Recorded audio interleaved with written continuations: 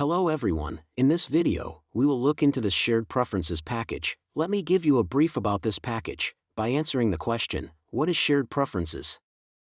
Shared Preference plugin is used to access platform-specific persistent storage to store simple data.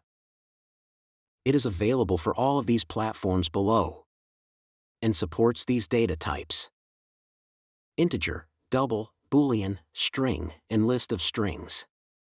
Let me show you how it works. Without shared preferences, you can see I have increased the count. I will close this and open again. Obviously it will start from 0, as we are not storing this value in a persistent storage.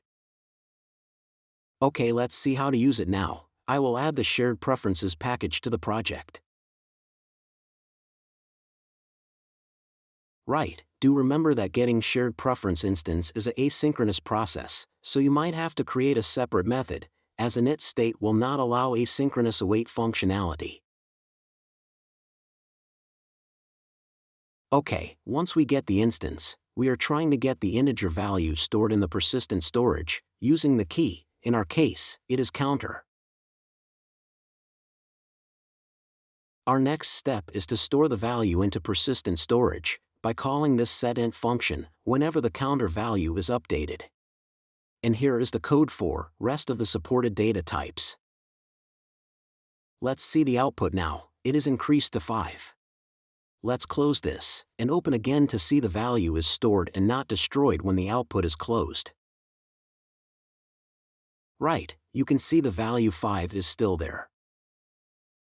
Also, let me show you some of the use cases. First one is the login. It is to show how login information like username and whether the user is logged in or not is stored, even when the output is closed and opened again.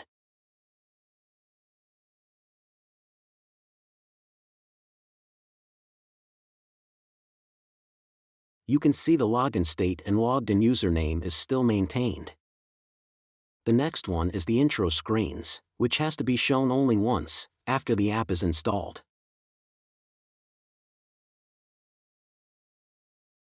The next common use case is themes, in which our ultimate aim is to retain the theme that user selects. In order to remove the stored values, you can use this line of code. That is all everyone. Hope you got to know how to use shared preferences. We'll meet you in the next one. Goodbye.